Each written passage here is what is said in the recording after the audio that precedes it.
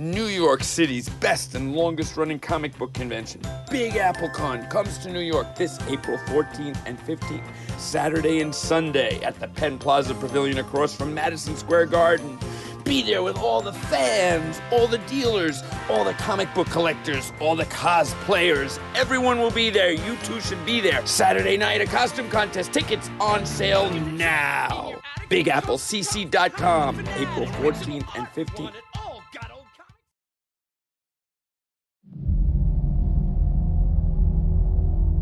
There was an idea to bring together a group of remarkable people to see if we could become something more. So when they needed us, we could fight the battles that they never could.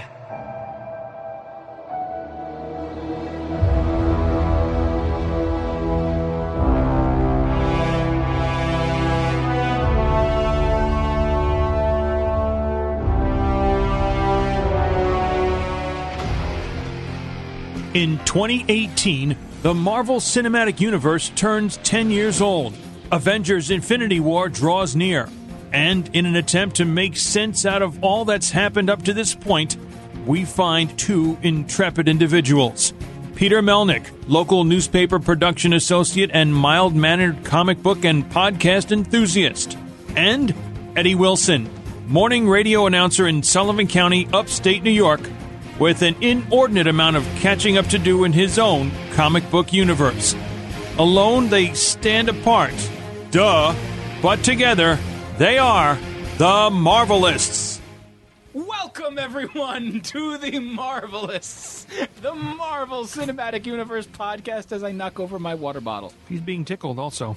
I'm Peter Melnick. I'm Eddie Wilson, and we are joined with a very special guest. Eddie, introduce the man. Patricio. I don't know his last name, but he's from the Sullivan County Democrat as a staff writer. Patricio Robayo. Robayo? Yes. Okay. Robayo. Thank you. I stand corrected already. Look at that. So, before we get into today's episode topic of Captain America Civil War, we are going to tell you people how you can get a hold of this show on our social medias. First off, go on Facebook.com/ The Marvelists. Go on the Twitter at The Marvelists. You can follow myself on the Twitter at Peter Melnick, yourself at eWilson959. And I believe you're on Twitter as well. Yes, as Patricio Robayo. Spell it out for the audience. Patricio Robayo. That had like a rhythm to it. I like that. It's like the ABCs. And also you can find us on the Instagram at The Marvelists. And also drop us an email, comments, criticism, strongly worded letters, themarvelous@gmail.com. You can also, if you are on Stitcher, if you go on the Stitcher radio app, you can listen to this show. You can find us on iTunes, rate, review, and subscribe. But going back over to Stitcher, if you go on Stitcher.com/premium and use the promo code Marvelists, you can be able to get a free 1-month trial. And after that, it's $4.99 a month. I'm surprised. It's a good deal. And you're Peter Melnick. It is. And with that good deal, you get to listen to Wolverine the Long Night. I've been listening to it, binging the last 5 episodes, digging the hell out of it. And yeah, much like you said, I got some snicks up for that, you know? Clawing your way through it one at a time. Oh, there you go. See, this is where he's better than me at this stuff. Man, that was really good. Damn. I'm older, too. Now, guys, some stuff's been happening in the world of Marvel this week. Sony just announced that the Spider-Man video game coming out for PS4 is going to be getting a September release, which kind of bums me out because I was hoping that it would get a spring release because I really want to play it. I'm looking at the gameplay footage, and it's just crazy. See you in September. That's all there is to it. Pretty much. And, you know, they announced that there's going to be a collector's edition featuring this really cool-looking statue. Eddie, if you are on your phone, you can check it out. It's really, really cool. I recommend checking it out. Can't recommend it enough because it's really cool. Check it out. John Cougar Mellencamp. But, yeah, like, it's a really impressive collector's edition, and they're going to be including, like, different costumes for the character, which a lot of people have been saying, and I kind of agree with them on this. It's a reliance on the downloadable content instead of the game itself. Like, You have to buy this and then pay more money for the game. Why not just wait for the definitive edition? You know, I did the same thing with Horizon Zero Dawn when the game came out. I'm like, yeah, I'm not going to get this now because I kind of know what's going to happen. And that happened. I ended up getting the complete edition or whatever. But, yeah. They want that money, man. It's a shame because, like, I ended up getting, for example, Marvel vs. Capcom Infinite because I'm a big Marvel vs. Capcom fan. And seeing that kind of bummed me out, you know? But I got to tell you, this is like, you know, an interesting time in gaming. Yes. And a very interesting time in hip-hop, if you will. Inside joke between Patricio and I that... In hip-hop as well? What? I'd miss a beat? Basically, I had a conversation at work one day with Patricio, and I just said, you know, it's a really interesting time in hip-hop. And then there's a long silence. That was it. It was just a long, that's really all I had to say. But yeah, so I think the idea, though, that the costumes they're including, there's going to be some really cool stuff. Like, if you check out the 2000... You have to download the costumes, the extra costumes? Yeah, you have to pay for them, like costume packs and stuff like that. It's gaming, modern gaming is notorious for that. Yeah. Although, what I've heard, the game doesn't have microtransactions, which is going to be great. You know, like what are microtransactions? Like, for example, in the Grand Theft Auto games, like if you want to, you know, do Grand Theft Auto Online. Okay, cool. If you want to get X amount of money for your account, you have to pay real money. Oh, okay. So if you want to buy this car, you have to pay for this, that, the other thing. It's crazy. But what I'm digging about this is it'll be a love letter to the character of Spider-Man, much like, you know, how Spider-Man 2000 was. Yes. That was a great game, by the way. Yes, fantastic game. And one of the things, Eddie, you'll appreciate about that is when you would play the game, you would unlock different costumes for the characters that were in the game. Do you remember the story where he lost his costume and he didn't want to do the black suit anymore? So he borrowed the Fantastic Four's outfit, and he wore a paper bag over his head. Oh, jeez. I do, now that you mention it, not to any great length, but yeah. When you play that game, you can use that costume. So being able to see that stuff, not a bad idea. Deep cut costumes, that's cool.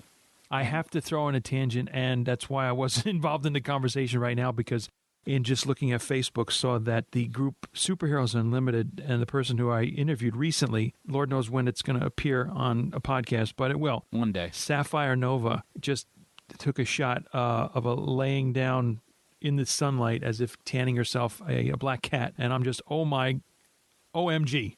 Oh my stars Me, and garters. ow, too. That's what I just posted, and just, oh my stars and garters, yes. But yeah. Love the character, and Sapphire's great, too. What I have to ask is, with this whole story, you know, this whole concept of the extra costumes, Eddie, what are some of your favorite Spider-Man costumes? And if you were to play a Spider-Man game, what costume would you use other than the black and white and other than the red and blue? Which, by the way, black and white is coming back starting with number 800 of Amazing Spider-Man. Spoiler alert, perhaps, there, eh? Okay. Yeah, they announced it. Big deal. When is that coming out, actually, That's that issue? in the next month or so. Okay, because I think just, 797 hit 98. 98, okay, very good. I think if I had to really kind of think about a different costume, the first one that comes to mind, and I've seen that in some shows that people have done it as an alternate version, is the first costume that he wore, which was essentially mostly red or two-tone red, when he was give me the name of the character that he became, just to do the wrestling to try and win the $300. Oh, Crusher Hogan? He went to fight Crusher Hogan in the comic book, right? But it was, what did he call himself? Spider Fella. No. Where it was in the actual movie, I thought, and he said Spiderling. The Amazing Spider. No, that wasn't it. And then what's his name? The wrestler. Bonesaw, yeah. Not the one he fought. The ring announcer. Bruce Campbell. Bruce Campbell said, "Oh, that sucks." And then he came up with his Amazing Spider-Man type of thing. Yeah. It'll come to me. I just need another hit of my coffee here. But you would want to see that version of that character's costume to play in the game? Why not? Now, Patricio, yourself? You discounted the black and white, but I had to go with the black and white. All right. Discount this. Okay. Mm-hmm. For myself, I would have to maybe go with Spider-Man Noir. Just a cool-looking costume. But isn't Noir black and white to begin with? Yeah, but it's a different universe version of him. Okay. Black and white. Wow. The black and white that we traditionally know of as a symbiote. Yeah, okay. But what I think the thing that became Venom. Well, what I think about this is, that they're also including, bonus stories, and they're saying that Venom might be in the game now. And Venom is a character. It's a very strange thing with Venom right now. We have the Venom movie coming out, and October. Yeah, and they're saying right now Woody Harrelson will be in the film, apparently. Really? And he's going to be playing the character of Carnage. Wow. Now, once again, I'm in that majority. Why are you doing a Spider-Man movie without Spider-Man? Well, they're just going out there. Reagan? They're just going out there, Pilgrim. I'll tell you what. They're going out there on a limb and trying to make it work. He did say well a lot. And they do, and they have done that, and it's worked. So it's an offshoot. It's a spin-off movie. Web spin-off, even. I'm one of those. I just really, really hope that Tom Holland does make an appearance and it does tie in, because I want it, regardless of anything, Tom Hardy riding a bike and getting an MRI, the movie, I still want to see it. But what is the backstory they're going to have in the movie with Venom? Well, he rode a bike. Okay. He got an MRI. That's all I got. Okay. That's all he's got. You said Woody Harrelson, and for some reason I go to Matthew McConaughey. Ooh, McConaughey. Thinking maybe he wasn't, McConaughey wasn't available or too expensive. I don't know. Not that I know these actors' salaries, and it doesn't matter because we're talking apples and oranges and whatever. McConaughey has, been approached by both Marvel and DC over the years, and the fact he hasn't done anything with them yet is a real, surprise. Maybe he's got a long run in the, what's the car commercial that he's... Oldsmobile, I think it is? Yeah, probably. Well, my thing is, I want to see him play the role of Adam Warlock, because if anyone could play that character, it would be McConaughey. Sure, I could see that. And he was rumored for years and years and years to play that character. Get him in the tanning booth. Mm-hmm. We don't know. He might play it. You never know. But McConaughey would be great. He'd be a great addition to the Marvel Universe, and he's got that range. I mean, if it's a better casting choice than, unfortunately, what the distinguished competition may pick for a certain Green Lantern. I'm sorry, I have to look at you, Patricio, because I know you're a little bit of a backstory. Patricio is a very big DC fan, which is fine. DC Comics. Not so much DC movies.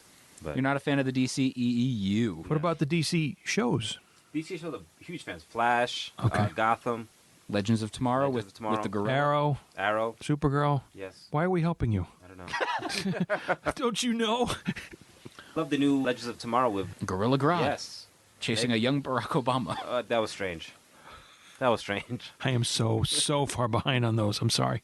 But what I'm digging is the fact that, with a McConaughey going in, it'll be better than, for example, Tom Cruise potentially playing Green Lantern. I think Marvel gets it compared to DC. And it's not me nitpicking on DC. I don't want to nitpick on them because I really like them. No, you don't. I do, but it's the problem with them is they want to put all their eggs in one basket. They want to rush everything. And I will still never forget the conversation I saw on a message board one day where somebody said, Marvel rushed the Avengers. Okay. I want to know how that's even possible. Yeah. Started in 2008, ended in 2012. First phase. Man of Steel 2013, Batman v Superman: Dawn of Justice in 2016, where everyone showed up. Yeah. Who's rushing now? I mean, it took 3 years, but yeah. I think that was a something to provoke, But my thing is, again, I do like DC. There's a lot of DC books that I read every month. There's a lot of, characters I'm a diehard fan of. But yeah, it breaks my heart knowing, you never know, they might restart the universe. Well, Lord knows they're restarting things over and over and over again. Marvel and DC, and a new Marvel restart, I think, is imminently happening. I think it's Fresh Start. Fresh New Start. ANUSTART. Oh, one word. One word, or maybe if you want to use the OO instead of the U.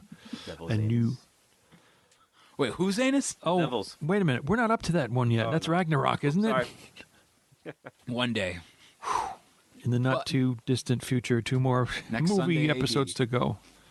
Anyway, what I think is really funny is, you have DC, you have their successes. Like, I've recently seen this meme going around, circulating. I think you've seen it. It's where DC does best and where Marvel does best.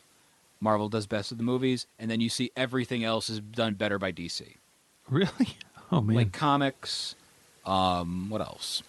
Shows? TV shows? Animated films, which to an extent I do agree with. But you have to read stuff that you like, and you have to watch stuff that you like. Yes. For example, there's been a lot of great Marvel cartoon shows. Avengers, the Avengers cartoon from, I believe, 2010? Sure, why not? That one, Spider-Man from 95. What else? The X-Men animated series, X-Men Evolution. That goes back a ways now, yeah. So, there's a lot of great series.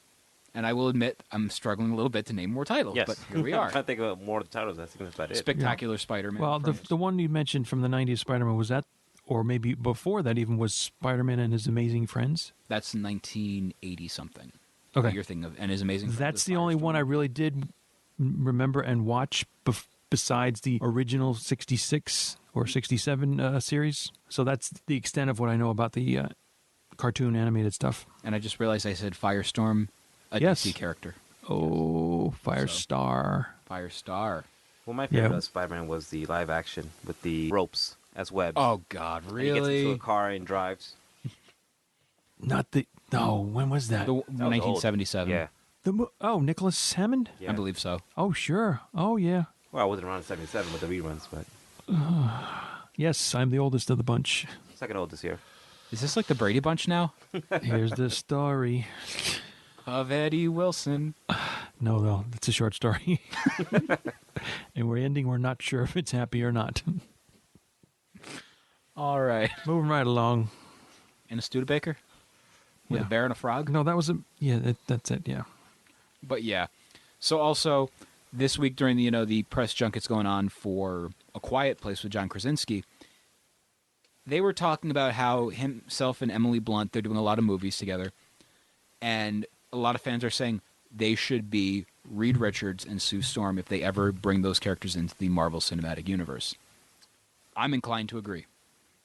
And so is John Krasinski. Yes. And there's actually, photos right now of a fan mock-up of what he would look like as Mr. Fantastic. No pun intended. Looks fantastic. Very cool. Did they do a mock-up of Emily also? I believe so. I'd have to Google that, but I haven't seen that one. I've seen, like I said, Reed. And I feel... I believe I've had this conversation with you in the past, Patricio, and I've definitely gone on air with you with, this one, but I still do stand by if we couldn't get him, I'd take Krasinski. But, man, Denzel would be a great Reed Richards. Denzel. Oh, we're going... that's right. You did mention that. I forgot about that. Because I thought we mentioned the fact that every time I cosplay Reed Richards, and where I started...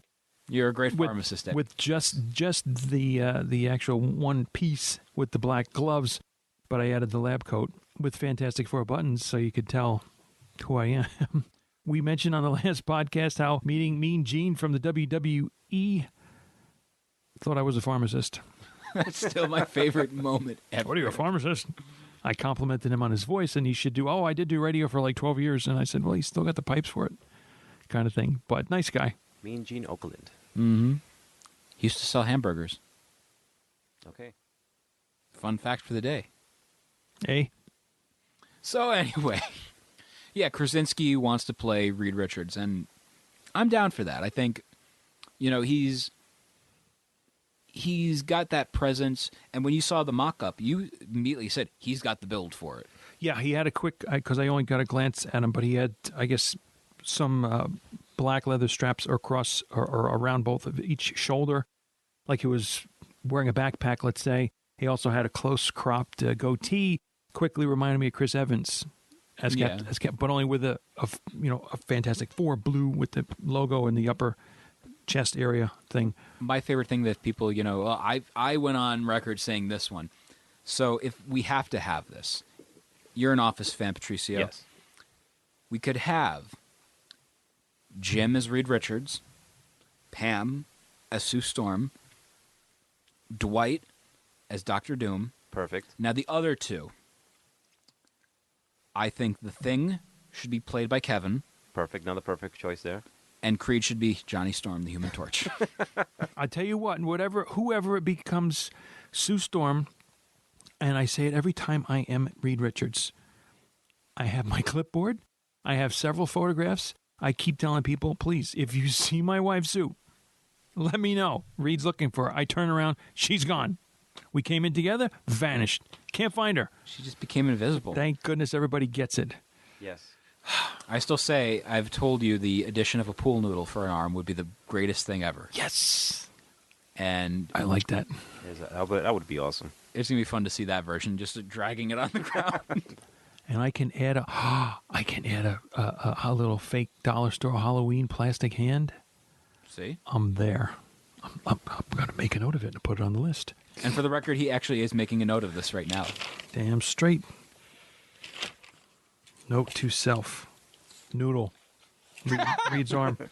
A blue noodle. A blue. I know I have purple. I better, Well, I can explain that. It's been extended for so long. It's getting, what's the word? Lost circulation? What are we talking about now? Mm-hmm. Extended hand. Oh, I'm losing feeling in this arm. It's too extended. This conversation took a weird turn. Anyway, so make it happen. Now, also think, talking about Mariah Carey. Not at all Mariah Carey. 1993. So the Russo Sorry, brothers, so the Russo brothers are going on social media talking about, the trailer for, the film, going on saying what is going on with Hawkeye. And if you've noticed, there's been no Hawkeye merchandise, there's been no shots in the trailers, there's been no Hawkeye, what else? No Hawkeye, I want to say... Magazine covers for the Entertainment Weekly Yeah, thing? the magazine cover, no, magazine cover, no... Wait, of the Entertainment Weekly didn't do him as one? Oh, boy, that's right. And another okay. one was on the social media. If you go on Twitter and you use hashtag Star-Lord, if you use hashtag Spider-Man, if you use hashtag Rocket, hashtag Thor, Iron Man Cap, whatever. Groot. A little picture, yeah, even Groot. A little emoji will pop up next to the hashtag. Now, when you type in hashtag Hawkeye, nothing. And it's interesting because even the lesser-known characters got hashtags, but not Hawkeye. You got an empty quiver, at least? Nothing. Ooh. So people have been going justice for Hawkeye, this, that, the other thing. And the Russos said, we'll all find out when the movie happens. Essentially. So they're playing very coy, and I'm digging that. I think it's very smart. You don't want to reveal everything before everything's supposed to happen, Because that's the point. Like, I recently saw, on my Facebook, on this day, people were complaining 2 years ago to this date about the ending of that season of The Walking Dead with Negan. Who did Negan kill? And there was petitions made by people saying, we want to know who he killed. Well, you have to wait for the show. Yeah. So what is Hawkeye's role? We don't know, but it's making me excited. But if you think about it, I'm trying to think when you mentioned that last time, is what would be Hawkeye's, what storyline would he have that would be so important to the whole plot that he doesn't have to be, they're not revealing him Some ahead people of have time. said he's going to turn into the Ronin. Okay, So I can see that. That's just turn into the Ronin. And also, Wow. the Russo brothers were going on social media, and they ended up posting a photo of this little letter, and they put an Infinity Gauntlet, resting on top of it. And it basically said, and I will read the letter once I pull it up on my phone, to the greatest fans in the world, we're about to embark on the Avengers Infinity War press tour. We'll be visiting fans all over the world, screening only a limited amount of selected footage from the film in order to avoid spoiling the story for future viewers. We will not screen the film in its entirety until the Los Angeles premiere, shortly before the film's global release. Everyone involved with the film has worked incredibly hard for the past 2 years, maintaining the highest level of secrecy. Only a handful of people know the film's true plot. We're asking that when you see Infinity War in the coming months, that you maintain that same level of secrecy so that all fans can have an equal experience when they watch it for the first time. Don't spoil it for others the same way you wouldn't want it spoiled for you. Good luck and happy viewing, the Russo brothers. Hashtag Thanos demands your silence. There you go. And yeah, it's very much a intriguing thing because you've never seen this. Like, this, even Star Wars, no one did this. They didn't, like, it got spoiled. Like, we knew about, that coward Han Solo jumping onto, Kylo Ren's lightsaber. Right. And, he had to leave. He went the wrong direction. He just went, He had to leave. Man. He was trying to go backwards and he went forward instead. It was the momentum. Momentum. Lack thereof. But yeah, I think... And other bodily functions. Ugh.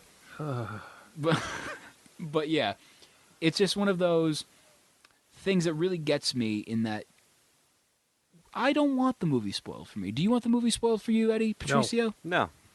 And, It will be. Have you had Black Panther spoiled for you? No. Good. Good. Same here. No. No spoil. But the Star Wars The Force Awakens, that was spoiled to me, and I was ticked off about that. Oh, well, I've said on previous episodes where I got mine spoiled. The professional wrestling subreddit on Reddit. Of all places. Although I was intentionally kind of looking for it, and then I saw it, and I'm like, why did I look? It was essentially like George Michael on Arrested Development. It was like Michael Bluth on Arrested Development with the bag of the dead dove inside. Warning, dead dove, do not open. I don't know what I expected. So, it was that. But, I don't know, I just feel what we're getting with these movies is it's a big deal. And, I had a conversation with Mitch Halleck, promoter of Terrificon in Connecticut. And he essentially said he lost his love of Star Wars fandom in a way. But that fandom of the Marvel movies kind of replaced it. Because that big moment, like, wow, everyone's excited for this. This is a big deal. What's going to happen next? And we're all invested. We're all intrigued. And, we're all wondering also what the future of the movies is going to hold. Because we don't know what's going to happen. And that's what I like about it. What we got with Thor Ragnarok, for example. We got a movie where it's a team-up movie between two characters that, they're not normally going to team up. And what I want to know is, guys, do you think that, maybe after these movies come out, after this, next phase, we're not going to see, like, Iron Man 4 or, whatever, 3 or 4? You know what I mean? We're not going to see that. We're going to see movies where characters team up randomly. Like, You know what? It could be that way, but you don't want to, I don't think, make that the norm kind of thing. I think, as you said about characters coming out, whether it's going to be in Infinity War, I don't know if it's been hinted at that the Captain Marvel character comes out, or at least it's been said that will be her own movie in 2019, I think. Correct. So that's just one thing, example I can think of. The Fantastic Four reconfiguration, reboot, whatever. Potential, yeah. So if they're talking about it, I think, though, it should be inclined to happen, and I would welcome it. Really. And one thing that, I've been very... Watching this movie got me thinking about it. I'd love to see a Falcon Winter Soldier movie. Because the way they interacted with each other throughout the film made me want to see a movie with them. And I feel like that's what we're leaning towards. Like, it is going to happen. Like a buddy movie? Yeah, I want to see that. Like, that would be a great movie. But when we get into the movie, we'll talk about that.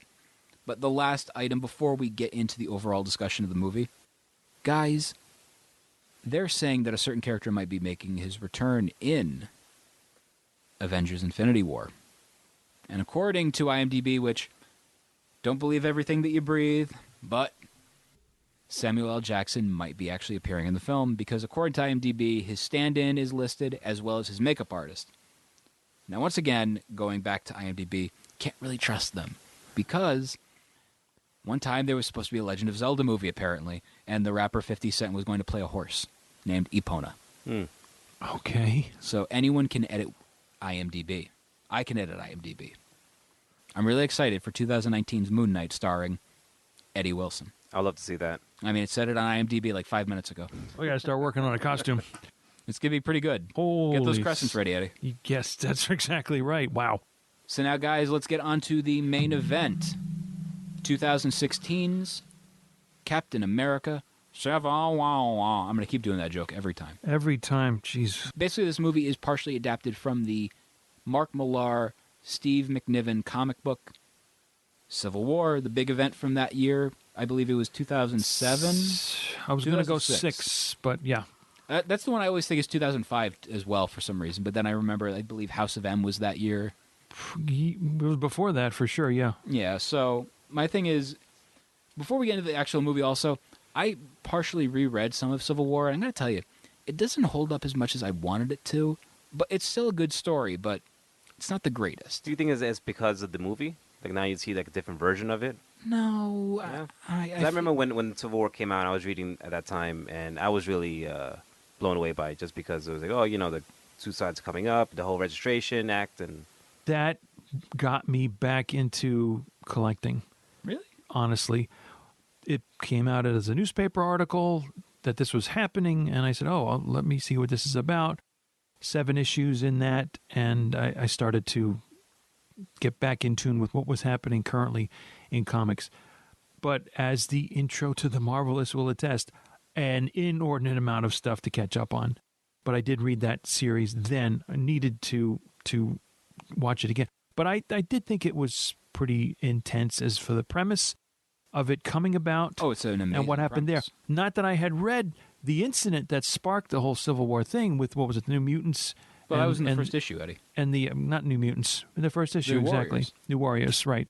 And the incident and the, loss of life and so on. Well, my thing is that was a series where you had to read all the tie-ins because it told a bigger story then, but like I feel like sometimes that's also like, a little bit lazy for a comic company to do that. You want to, if you want to have a story, tell it in the main title. You know what I mean? Do it that way. well, they want you to buy the other issues. Yeah, I get it. Which is what got me out of collecting when everything was crossing over and the prices were You don't cross going the up. streams. And so, oh man, yeah. So that's where it started tapering down. And it was the 90s and the market was going down, so to speak. The runs of comics were not as much. Like right now, because, of the interview we did with Jim Starlin, I'm reading his Infinity Gauntlet run. And you don't need to read all the tie-ins. It helps sometimes, but you don't need to.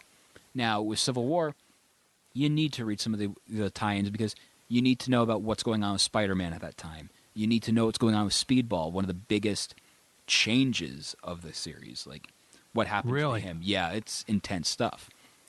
And he wears this costume, actually, where he's got spikes inside of it, and it's stabbing into his body. Because I believe his name was Penance, I want to say. There, yes, was a character, Penance. That was Speedball. Wow. He becomes this because he killed all these people as a result of his, mistake, and now this is his penance. And that is a short 11 issues that I do have, and again, to be read, of Speedball, The Masked Marvel. I think subtitled, yes. And like I said, with that, you need to read this, you need to read that. And it does help. My favorite thing also is, Civil War, The Confession, which is a great one-shot, but I digress.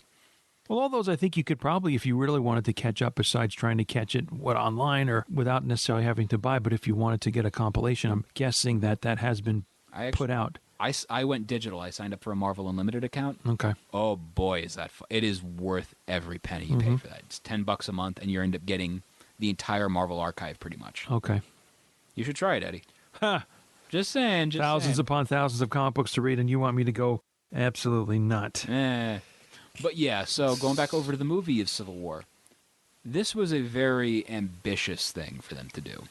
Because it was this big ensemble movie, and yet it was taking place inside of not an Avengers movie. It was in a Captain America movie. Under the heading, right, under that umbrella. And that was a very bold decision because we got the introductions of new characters. We got the introductions of new plot lines, new stories, essentially, through this one film that honestly shouldn't have been this, but it was. And it was cool. And it was 1991 when it all began. Defrosting Bucky, the Winter Soldier. And how do you learn a vocabulary with words like, starting off with, here we go, longing, rusted, 17, daybreak. Eddie, I really don't think you should finish this because you're going to end up getting somebody killed. Furnace, 9, B9, homecoming, 1, freight car. I mean, there are better ways to learn another language, aren't there? Now, there's an interesting thing about that. They ended up revealing that, when Spider-Man Homecoming came out, did you notice one word that was in that list just now? Homecoming. Yeah. And they said that was on purpose. So I'm honestly really, really, really looking forward to Thor freight car. It's going to be great. So Sure, why not? I mean, I think they like hiding a lot of things, and this is the subtlety of the Marvel Studios, what they're doing, and it reminds me of like in the comics when you like see like, for example, the character John Constantine appears in a random issue of Saga of the Swamp Thing in the crowd, and then you go, oh, by the way, that was John Constantine, that issue, like maybe 5 issues ago. You didn't notice that, but go check it out. And it's funniest thing about that is that's actually the musician Sting. Oh my! And that's who John Constantine is modeled after. Interesting side note. So. But all those words that I rattled off, I immediately, of course, Homecoming, after the fact, Spider-Man. But the only thing that jumps out as recognizable is freight car, because that was the last you saw of Bucky from the beginning in the 40s. Correct. Hanging on to a freight car and then letting go. Would you say that word was in there for that reason? That to jar the... Well, yeah, I mean, shock value and maybe a painful memory, whether it was an implanted thing, most likely kind of thing. Like Redford's character had said, Pierce, then wipe him and start over. Man, I just still can't get over how great of a villain Robert Redford's character in Winter Soldier was. But that's an episode for a past day. Yes. So go back in time. That was my rewind voice. I was wondering. I was just having fast forward Lagos present day, and we have what? Black Widow and Cap and the Falcon and the Scarlet Witch also. And who comes back? Who got mutilated pretty much at the end of having a building dropped on him from Winter Soldier, but the character who you don't directly get his name of Crossbones. And again, here's a character that doesn't last too long. It was discussed in a previous episode how some of these villains don't last that long. Batroc, another one, even Ronan from Guardians. I mean, although Ronan will be appearing in Captain Marvel. Interesting on that one. Yes, exactly. That, it didn't take all that much for a character like that to get destroyed, or so we believe. And I feel like in the opening scene, instead of utilizing, the New Warriors, we're utilizing this scene, I think it's smart.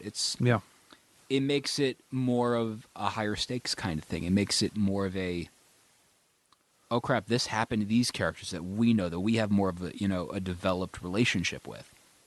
And it's cool. It's not cool for the people that died in the movie, but you get my point.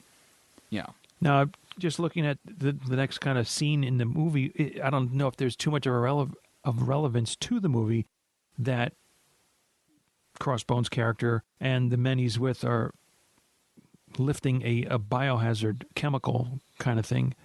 It doesn't really play out too much. I mean, it's got potential global ramifications, but it's not that if they got it or not, what would have happened, we don't know. It becomes, I think, a subliminal thing or a subplot. Not or a Subway sandwich. Oh, yeah, but it's not too healthy going down. Most Subway sandwiches aren't. Don't. My thing I feel with this movie also is, you see that one scene with, Tony Stark talking to the students. Yes. Mm-hmm. And we got the honors speaker there, yeah. I feel that it was an important scene for this movie, but then it got really downplayed once we end up getting Spider-Man Homecoming, because what was the point of that? We don't know now, like, the in-between stuff. We don't know we had a 1, 2, 3 explanation, then it was over. Of him speaking to the students, well, it just maybe in a quick way shows you his progression as a person, as a character. Well, I'm talking about the relationship with him and Gwyneth Paltrow's character of Pepper Potts. Yeah, well, yeah, there's a missing piece there then as well. But you get some fill-in pieces with regards to his relationship with his parents. Yeah. And, of course, their demise and how that comes about. That's a significant thread in this movie. I feel that was more important to focus on than the whole, well, we couldn't get Gwyneth Paltrow to come back for this movie, so they broke up, guys. Yeah. They're on break. They're on break. They're on break. Yeah.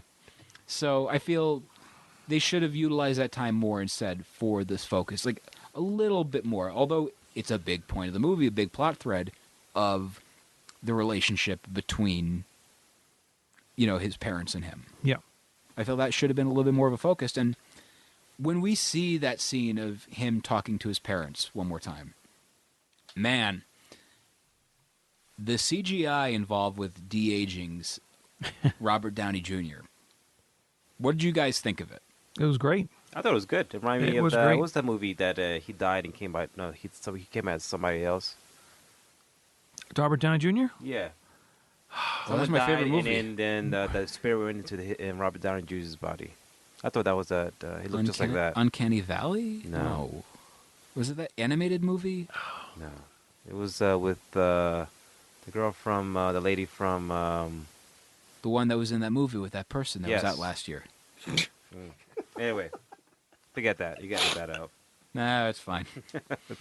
But I thought it was good, because especially with going back on like Ant-Man with Michael Douglas's CGI youth thing. That was pretty good. And I would say it keeps getting better and better. I like how with their major movies, Disney likes throwing that feature out. Like they're like, it's essentially, this is the part of the movie, and they've been going for that whole, let's show how badass we are with our, de-aging and everything. And they've been doing it since 2010's Tron Legacy. With Jeff Bridges. Yeah, with Jeff Bridges. And you said, off mic before, like it was a bad movie. I've Tron, the second movie I enjoyed because I'm a big fan of the original Tron. But the you like throwing discs at people? Yes, it was fantastic. But the CGI in the Jeff Bridges Tron 2 was horrible. But it was okay for the X-Men when they used Magneto and Professor X. So I feel like we even got it in Star Wars. Yeah, and they're utilizing the whole aspect of let's CGI characters. If this ever happens, would you want to see deceased actors join the MCU? If they do it right, it can work. I got to tell you, who I would love to see, and I'm dead serious, no pun intended, when I say this. I'd love to see Orson Welles in the Marvel Cinematic Universe. I don't know how. As who? I don't know. MODOK. MODOK? Oh, boy. MODOK would have been a badass by Orson Welles. Oh. Just saying. Wow. And, yeah, I just feel... It's an interesting idea, because that's what Hollywood wants to do now. They want to bring back some of these actors, and it is a little uncomfortable, a little unnerving. Yeah. Well, you know what? Uncomfortable is part of the way I think I felt in this movie, because why is that? Like my wife said too, she wasn't sure she wanted to see it. I don't know if she's seen it in its entirety. She's seen pieces of it. And probably pretty soon, she was just like, I don't want to see them fight. I love seeing them That's together. right. They're fighting each other. What's wrong here? And that's kind of uncomfortable. On one hand, you're getting the cool factor of seeing them utilize their powers and what they can do in their characters, whichever ones they are, of course, but not against each other. There's no true enemy per se in this movie. And that is uncomfortable to me, and it doesn't sit well with me. And I'm not sure where I'm ranking this when we get to that part, because that's the unsettling thing about it, in my opinion. When it comes to this movie, though, with the change of, we don't know who the good guy is and who the bad guy is, that's a lot better than the actual Civil War comic where, hey, guys, side with Captain America, Iron Man's a dick. It's that. Yeah. It's not pleasant circumstances that bring about the comic either, hence Civil War, and it's irony in that respect, if that's not the right word. Yeah. Oh man, we got to get you a Guns N' Roses fix, big time. We do, but a Twix too, I suppose. I just feel that it's better the whole Shades of Grey element, Another. No, seriously, the Shades of Grey element of who is the good guy and who is the bad guy. We really can't tell. Although Patricio and I, on our way here, we were talking about it, and there's a scene with Captain America, Iron Man, and the Shield, and at that moment you kind of realize who the bad guy is. But yeah, you are. I think you are. The movie makers are exposing you, and I think you're able to see, to varying degrees, and maybe the scale goes back and forth like a seesaw, the points, the validity of either side, right? Which is good, and that keeps you in some kind of sitting on the fence. Which way do you go? Whose side will you choose? I would not whatever. want to sit on the fence. That sounds really painful. No, especially if it's barbed wire. Yeah. Right. Oh, or a picket fence. Yowza. Right in my butt cheek. That just sounds painful. Put that on your list and smoke it. No. Oh. But one of the things, drifting back over to the, inciting incident of this movie with the explosion and all that, I would say that, when that happens, we have that sense of, oh my God, what's going to happen next? Yeah. And that's where these movies are very strong. And I don't know. I like that. I like that element of that storytelling. Well, it's like superheroes taking responsibility. Like, go back to like Batman versus Superman, that you see that small beginning of what happens of all the destruction that these two people, these gods, are creating, and the aftermath of that. So you got to see that in Civil War. That when Tony goes to the basement, the lady says, blah blah blah. You killed my husband, my son. There you go. Yeah. Which is a recurring theme with Iron Man. That it seems like everyone comes back to get Tony Stark because he hurt them in some way. It's essentially all coworkers. Like, somebody pointed this out on Reddit not too long ago in the Marvel Studios, that every Marvel movie is somebody that used to work with Tony Stark ends up hating him. Yeah. And now, how is, the Grimace going to hate him? So, how is the Grimace connected to him? Like, now we got, we started off with Iron Man 1 with, Jeff Bridges' character once again. Yeah. And coworker that hated him. Iron Man 2, family member of a former employee hates him. Iron Man 3, what would say is somebody, aspired to work with him and didn't, grew to hate him. Okay. Mm-hmm. Killian. The brother, we go back to Avengers, the coworker of, or one of his coworkers' brothers hates him, Loki. Okay, yeah. All right. His own creation hates him in Avengers 2, Age of Ultron. Like I said, it's just no one likes working with Tony Stark. No. Scarlet Witch.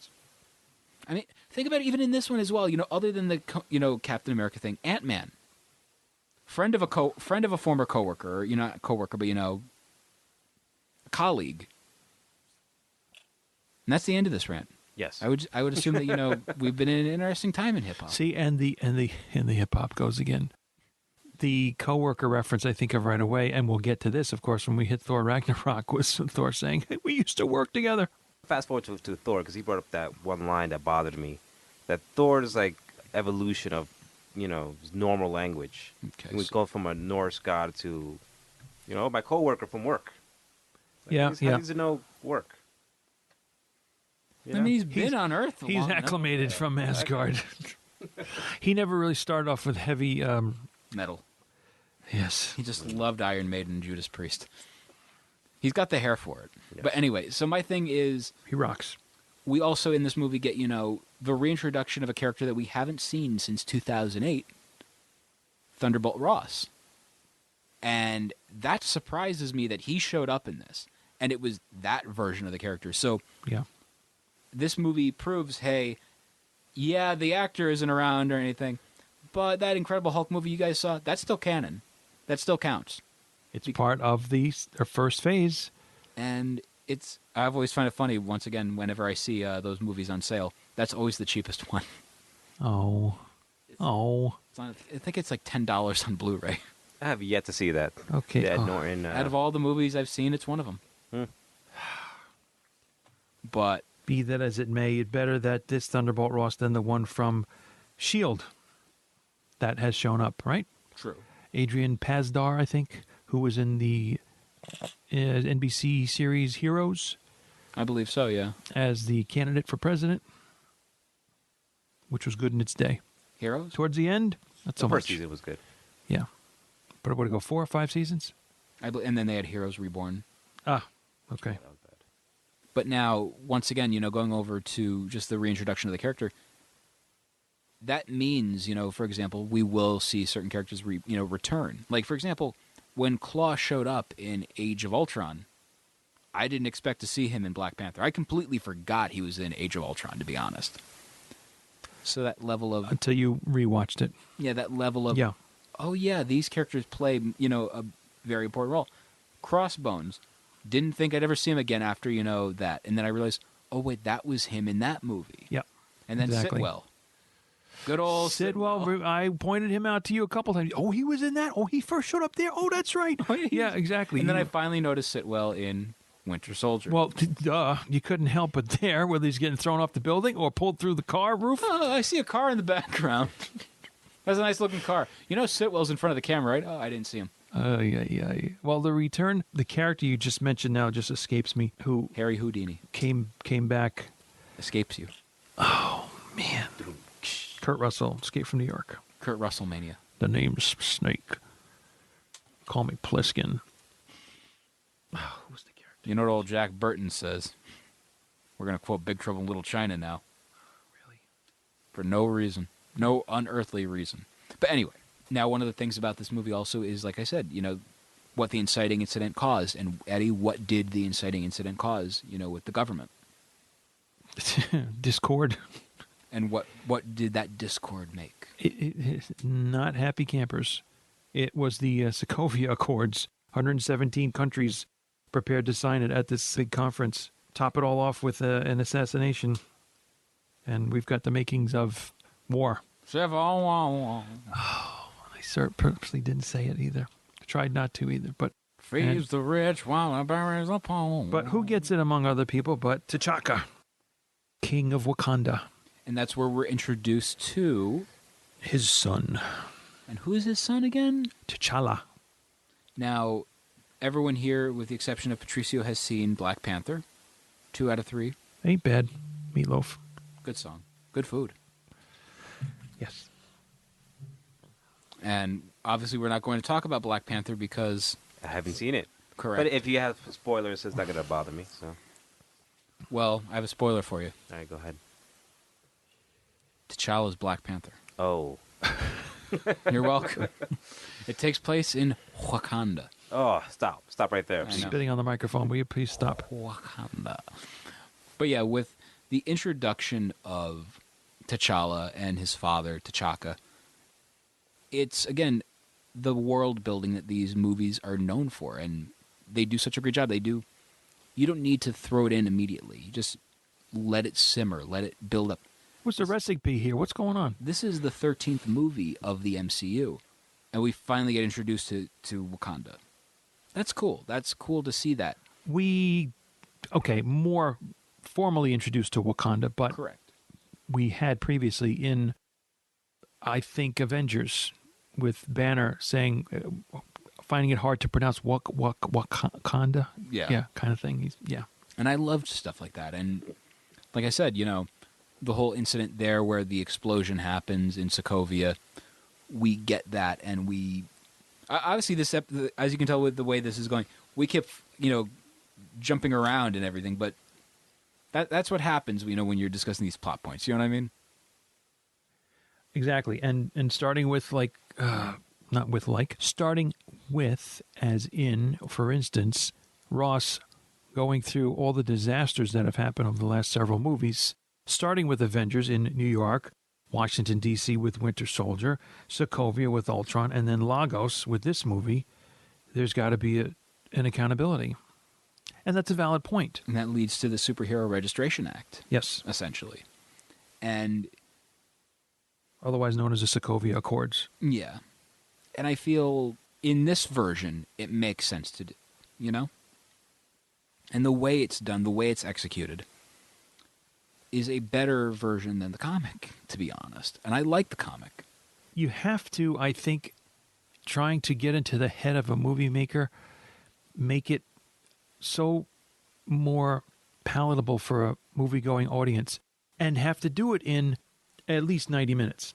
Right. I mean, the way the movies go now, 2 hours, a little bit over, audiences can tolerate and sit through that much, as long as you're still continuing to make it interesting and building and so on. But if you go past that, you're tempting fate, sort of, and people walking out or just not liking it. Things are drawn out too long. So you're taking a risk if you're going past, an hour and 45 minutes, thereabouts, to have an audience stay interested in it and so on. Now, here's the thing about that with this movie overall, You say, you don't want to, essentially make the audience bored. You don't want, them to be like, oh, I wish this movie was over. That was not me, this movie. in this rewatch, I was as enthralled as I was the first time I saw it.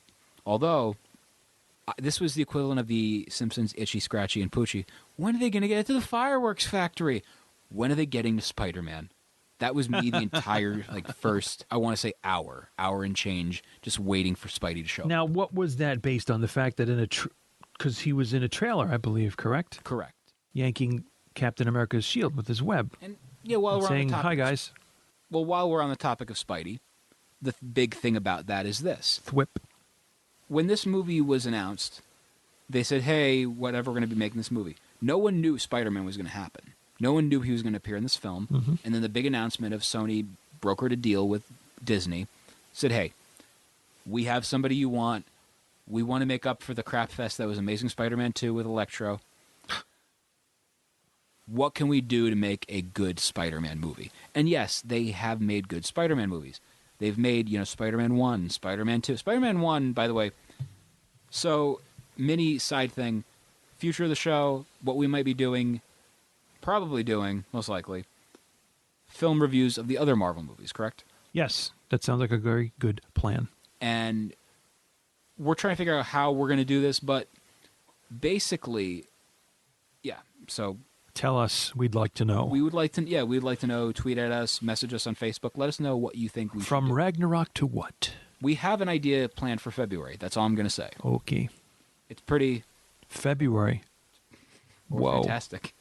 That's far out. It is. Far away. Groovy, man. That too. But, yeah, so when this was happening, we had these movies that were okay, but they wanted to make this character work. They want to make him work so properly. And so that's why this is happening. This is why he's in these films now. And I know. We want to make a good Spider-Man. Make his eyes move. It was the little things that no one That was thought a oh wow moment, I thought. Did you ever think that would happen? No. That's not even the first thing I think of. You? No, not at all. And there have been variations of what that looked like. I think the eyes look like silvery in color. A lot of pinholes for vision, if nothing else, for sight. What does the vision have to do with this? I know, right? He's transparent, or he's diamond solid hard. Yeah, he can be to either. me, it made sense that Tony Stark made the suit and was able to do all the technology stuff because, if you just look at it, like the Tobey Maguire version, that he had a little silly suit on, and then all of a sudden he made this fantastic suit. Yeah, that's just one. Living. I'm sorry, but when I hear people say about he needs to make his own costume, it will look like this then. Yeah. Well, yeah, but you forego that in the comic book, and at least in the movies that have led up to this. Good idea, but a definite serious departure, 180-degree difference from the Spider-Man we knew and loved and grew up with, like me, that kind of thing. And then the fact of him just naturally being under Tony Stark's tutelage, those kind of things go hand in... Relax. Sorry. Tiptoe through the tulips over there. And with me. Okay, Tiny Tim. So that's definitely something where you're going to have to let that one go and say, all right, let's just see where they're going with this and just accept this is how they're doing it kind of thing. But we'll get to that, of course, when we hit Homecoming. And we will. With, Spider-Man, we actually have a fan question that was posted to us on our Facebook page by Facebook fan Matthew Perry. Now, no relation to the actor. But he goes, in your opinion, was it right for Tony to recruit a 15-year-old kid into a battle without telling him what it was even about other than Cap's wrong and thinks he's right? What do you guys think of that? I feel like he was playing dirty. Probably trying to get more people, things going on his side in his favor. I feel like it shows the level of low morals of Tony Stark. Yeah. Because he's willing to put a 15-year-old's life at risk. Why couldn't he get Daredevil? Why couldn't he get Jessica Jones? Why couldn't he get Luke Cage or Iron Fist, a.k.a. the Thundering Dumbass? Why couldn't he get any of those guys? The Thundering Dumbass. Thundering Dumbass. Wow. That's what Stick called them, Defenders. Yikes. So sorry to hear that. Or any other characters, you know what I mean? They could have brought so many others in, and instead, he wants to win this. He's willing to put a child's life at risk. If you look at it to that degree, other than saying, well, he is not just a 15-year-old. He's got these abilities, and Tony has perhaps not firsthand altogether seen, but possibly witnessed some or has some knowledge of what he can do. And that would be, enough. But even as Peter said, I can't go to, whatever, I have an exam tomorrow kind of thing. Right. But there's going to be a little trust issue there. And then the question comes up that someone else had posed, and I don't remember the name, pardon me, about... I'll pull it up right now. About Captain America not telling Tony who killed his parents. Should that have happened? The question was from Aubrey Scott. Aubrey, thank you. Why didn't Steve just be honest with Tony? I'm pretty sure if he was honest with Tony from the beginning, wouldn't have turned out differently. Would the team have been divided into Team Iron Man and Team Captain America? Would they all have remained friends after Civil War? Well, those are two different issues now. So wait, let's not get that. Oh, I just read the whole question. No, I mean it's two different issues. Meaning, what made the two teams? No, that's degrees of having to go to the bathroom. That wow. Growing up, it was big or small, but number one, number two, and then there's curtain number 3. That's the zonk. Let's make a deal. Tangent. What just happened? Far out tangent. So far out. Okay. Two different things going on to create two different teams, but we're looking at the Sokovia Accords being put under government control being the issue, not whether Steve Rogers tells Tony Stark, oh, my buddy Bucky Barnes killed your parents, but he was brainwashed, so he didn't know what he was doing. Two different things. Patricio? I'm lost. No, you're just sitting in a chair. Oh, okay.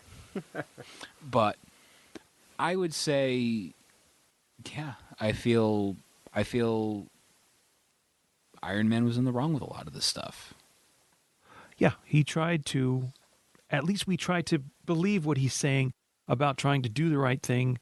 Good movie. Whether it's having another good movie, trying to right some wrongs that he's done in the way of coming back from New York, from going into that black hole of space, having that be on his mind so much, trying to protect, justify him creating the artificial intelligence that became Ultron, and now trying to say that we should be accountable for what we do.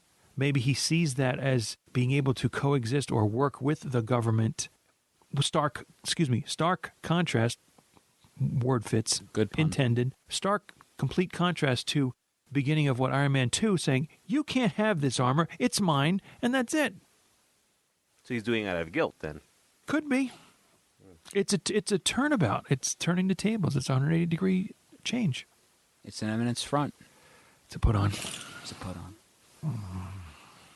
Da, da, da, da. Music pervades the MCU podcast. But now also, let's go back over to the conversation about Spider-Man. Okay. And the introduction of his Aunt May in this film. Beloved Aunt May.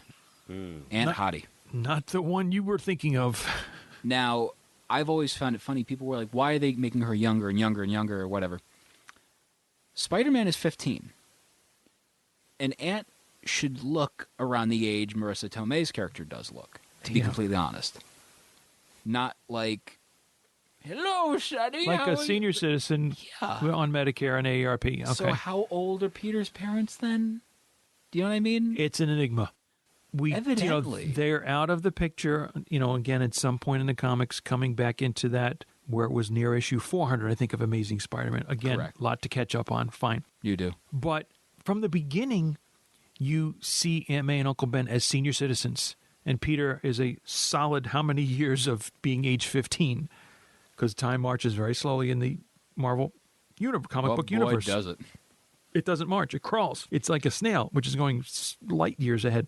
Aunt May is always portrayed as a senior citizen in a hair in a bun, silvery white hair. But even when he was a baby, she was a senior citizen. Correct. Well, we don't know baby, but just, teenager, high school, picked on, all that stuff. So to gradually, I guess that was maybe to get the audience used to a younger version then, perhaps, making the transition from the original Aunt May and the Tobey Maguire movies to the Sally Field of the Andrew Garfield movies, and now Marisa Tomei.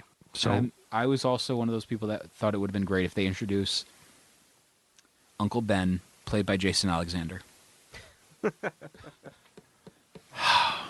Although, over the past few years, like one suggestion people have made is Uncle Ben should be played by, and I'm so down for this, Tobey Maguire. What? Where do we go now? They're about the that's same strange. age. Oh, look, I'm seeing the movie now and explicit footage of Tony Stark's parents being killed. December 16th, 1991. That's Mission it. report. That was a good year. This must be the date that it was being referred to. Correct. Okay. That was a question I had. Thank you for answering that. My favorite holiday is Tony Stark's parents getting killed day. Yeah, there it is on the video. It's got it. Perfect. Perfect. Check that off the list. Perfect for our audio listening audience. Next. That's right. Just like me showing you, what was it? The Them poster. The Them poster from 1954. I just love, why do you have that on hand? It was there. It was. But yeah, I think also, you know, like I said, do you feel that the portrayal of this version of Spider-Man was better suited having him be so young as opposed to 45-year-old Tobey Maguire and, 32-year-old Andrew Garfield in high school? The premise is they're in there's characters in high school, so teenager, boom. I think you're not supposed to get that far into it. That's what you're taking it for. This is what it is. Move on. I heard Spider-Man 4 was supposed to be about him, financing his mortgage. Just saying. Yeah, That's just great. And he's going to do his taxes later on, but then the Vulture shows up. Vulture. I hate the Vulture so much. Kills all that noise. Oh, that Spider-Man Homecoming episode's going to be a fun one when I just rant on the Vulture. I've done it in the past in Audibly Exquisite, and man, you're getting a PG-rated version of that rant. I'm just saying that in advance. When you're in the Marvel Mansion, you better. You are. I am. We are. But yeah, with Spider-Man, do you feel that as opposed to... Where does this portrayal of the character rank compared to the other versions? Andrew Garfield and Tobey Maguire. Well, I'm bold when I say it. I think he's the best You one. think he's the best one? Yes. Okay. It took a while to get used to the original character. Not as much to get used to the Andrew Garfield one. This was a different take on Tom Holland. He's a geek. I'm accepting. Yes, I'm And that's accepting it. great. He's got definitely some of the qualities. I think they all had some of the qualities that the Peter Parker in the comic books did have. An awkwardness about him, an uncertainty, and that's there. But then you got the agility, the physical build is there. I think all across the board, variations on the costume. Okay, that's to be expected. Fine. I don't think we saw a version with webs under his armpits, though. No, never. Okay. And there's one other element about this character that I really like that they utilized that no one's ever acknowledged, not even in the animated series. They gave him a Queen's accent. They never had that in any of the other movies, any of the other television shows. Nothing. And when you read these things, you don't read it in, a Queen's accent, but now you probably will. With Tom Holland. Correct. And, that's the little thing that no one noticed. Either I didn't either notice it or blocked it out or heard the English that I could understand, and it was fine. It didn't seem to have an oddity that much to it. The pitch was, I think, there of adolescence that needed to be. Like I said, just the idea of Queen's accent. The one missing piece of what they never got right. He needed that accent. And also, Can you demonstrate a Queen's accent to me? Can you? No, I can't. I hereby dub thee. Sorry, was that a little too much? Duchess of Queensberry. That's my Queen's accent. Okay. Forthwith to bear. Or not to bear. Because the only time I noticed the accent is when, towards the end of Civil War, when he said, "Hey, where you from?" Queens and Brooklyn. So. And that was actually a throwback to the first Captain America movie. If you remember. Knowing where he was from, yeah, okay. Him and the, it was a throwback to him and the Doctor. Where are you from? Yes, Queens. okay, just that little piece. There was also another replay part that reminded me of backing up, and I'm trying to remember where that was in my... And this movie is heavily with the callbacks to the previous Captain America movies, whereas You don't really have that in the Thor movies. You don't have that in the Iron Man movies. But you do it in this. And that's a cool little touch. I like that. Because you have throwbacks to Captain America 1 in Winter Soldier.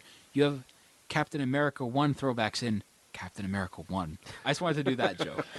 But you kind of do. Yes, you're right. Exactly. The one I'm thinking of is at the end of a previous film where it involves Sam and Bucky and Cap, where he's come out of his brainwashing, at least temporarily.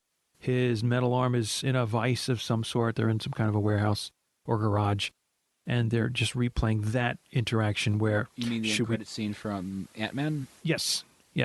And I know a guy. And debating about telling Tony, and we're too far into it now. It's not going to work if we go that way. I think Cap was declining to tell him about that and that partial thing. Now, let's go over to another character that gets introduced in this film, Black Panther. Do you guys feel that he was utilized to his fullest in this film? No. Neither do I. No. Well, you got so many characters in here. You're talking about 6 against 6, superheroes against superheroes. You can only give so much time to certain characters. I feel like he was an afterthought. No, I can't say that.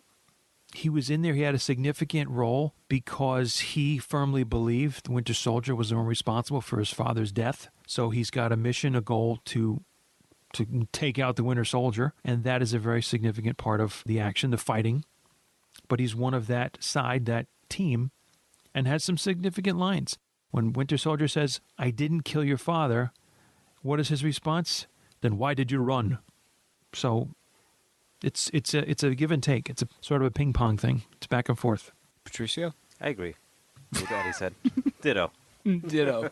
It's like a game show. Well, I forget what game show it is that agree or disagree. X gets the square. Hollywood Squares. I don't think he was an afterthought just because like the hints that were dropped before this movie, and then blah blah blah, and then so it was like, sort of like building up to this character. I just feel that he was there for a quick 1, 2, 3 fight scene, and that was Right. it. But I think it was smart by not really building up to him, because then you get what he is in Black Panther. Yes, the movie. absolutely. Because yes, you get to see the claws extend from his fingertips, and that's great. They're going to be tough stuff. At least the claws you can suspect are made of a heavy type of metal. But I don't think you find that quite out definitively until his own movie comes out. And now, one of the other things, as we're talking about this movie, like Eddie's briefly mentioned, we have the movie playing in the background, and currently the Iron Man versus Cap fight is going on. And the end. Before we end started fight. recording today, Yeah. one thing I had brought up to the guys was, if you notice, this movie uses a very interesting shooting style, a very interesting cinematography in that everything has like a bit of a sped up feel to it. I would say that's where what I was referring. It's like very jerky but sped up as the action happens. Well, yeah, we talked about it. I don't know if it was actually sped up. More so, it felt like you were there. Meaning, a couple of characters are going at it, and you're yourself moving. You're not static. You're not standing there. Just the shot is not just stationary while the characters move around in front of you. You're moving around, it seems, as well. Not that it's dizzying or you got to buckle your seatbelt. I can see that. But you're moving as if to get out of the way of somebody throwing a punch, or moving because somebody just fired something at you, whatever. I just feel like it was very stop motion in terms of how it was shot. Yeah. You know what I mean? It was very like I said, just I liked that. And it all, like you said, it gives it, like, also, like you're there. It gave it a sense of a realness to me. At that now, when you mentioned it earlier, and when we were playing the movie, it was at the part early in the movie with Falcon, Cap, and Black Widow against Crossbones and his goons. And I saw what you meant by that point, and I'd have to look again with later scenes to see if the same idea was perpetuated through it, and I suspect, yes, it was. I think that was a well-done shot choice by the Russo brothers. And it helped. It absolutely helped it. Because when I say it makes it look real, it makes it look seamless. Like, there were no cuts. Like, this is, oh yeah, that actually is Chris Evans falling onto a truck. Yeah. You know what I mean? Like, Or, oh, wow, that's Robert Downey Jr. really getting punched in the head. You know, just that level of... Well, they made it seamless there, but of course changing who's doing the fighting, whether it be focusing on Cap and who he's fighting, or Falcon if he's zooming by, shooting a rocket launch type thing out of his wings, or Black Widow, and, you know, throughout like that. And part of what I want to get into now, too, is the underusage of the villain. Crossbones does not last that long in this movie. Yeah, but the thing is this, the focal point is a non-superpowered villain, and that's Daniel Brühl's character of Zemo. And in my opinion, Zemo might be up there in the top 3 favorite villains I've seen in these movies. Mm-hmm. Really? Yeah. Why is that? Because he's got motivation. He's got that, you know, real motivation. Like, my family died because of these people. And you know what? I'm not going to do something to them, but I'm going to do something to them. Yeah. And it was cool. It's like, not cool, you know what I mean? But like, it's such a villainous thing to do. And in a way, you feel for him. You're like, you know what? I do feel bad. Because you're watching him throughout the movie. Right before he has his botched suicide attempt, he's listening one last time to his wife's voicemail. Yeah. Plays it and then deletes it because this is the last time I'll ever hear it. And then, you know, he's going to do what he does. But Black Panther, you know, prevents it, yada, yada, yada. It's, again, a villain with great motivation. But it's that shades of gray where, you know, you kind of want to be like, well, I kind of understand where he's coming from, but you shouldn't have gone that far. Yeah, right. Do you agree that he should have been in the Bucky prison? Yeah. Yeah? Because a person that had no like real superpowers and was just really, you know... Because he caused all this grief. Right. He deserves the same treatment the other guy did. Yeah, well, with me, you mentioning Bucky there is the part where I just noticed that maybe should be brought to light are all those blue packets where the attempted creation of other Winter Soldiers comes in. Doesn't work because I guess they have adverse reactions and they just can't handle the change. Correct? Correct. Okay. Which came from Tony's father. Yeah, some responsibility lies there. Mm-hmm. Now, let me ask you guys, by the way. This is another movie where we don't see anything pertaining to any of the Infinity Gems. While we're at the topic of it, where do you think the Infinity Gems are? Going off on a little bit of a tangent. The ones that we've seen so far, where are they? The last one. The final one? Correct. Oh, I thought this was touched on in what previous episode? We don't know. Like, the last gem, no one knows. And people have, like, there's this one theory, by the way, going around that, you know, the Tesseract one, and, you know, it's T, then H, whatever, A, Aether, you know, whatever. Oh, to spell Thanos. And I'm in the belief that, you know, the last gem, letter H. Him. Box of Hamburger Helper. Think about it. You guys thinking about it? Yes.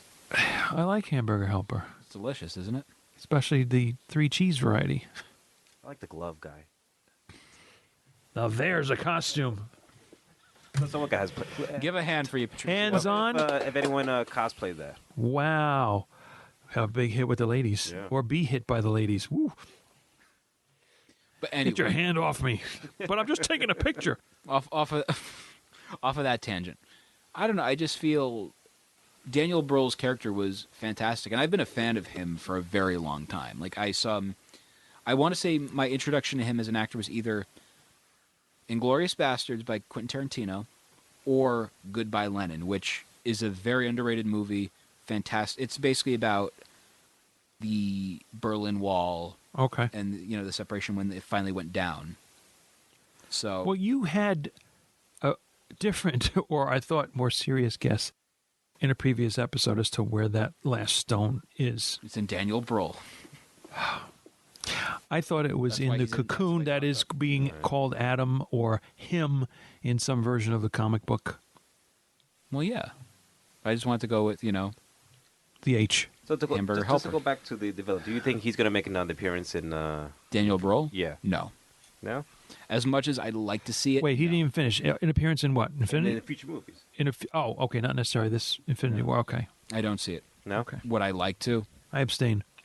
I think he would make a great villain in one of the Netflix series now.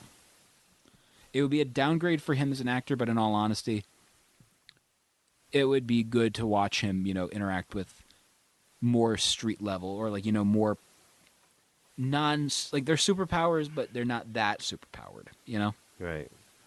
Well, talking about return of characters, Hawkeye, who supposedly we were told was retired, but comes to enlist and get the Scarlet Witch to fight alongside Team Captain America, and has a little tat with Vision. Clever use of these arrows, and helps along with Wanda to solidify the Vision and essentially bury him, make him so heavy that he sinks all the way down to the basement of the building that they're in. Well, I've got to tell you guys, with that moment when he returns and he's doing his scene with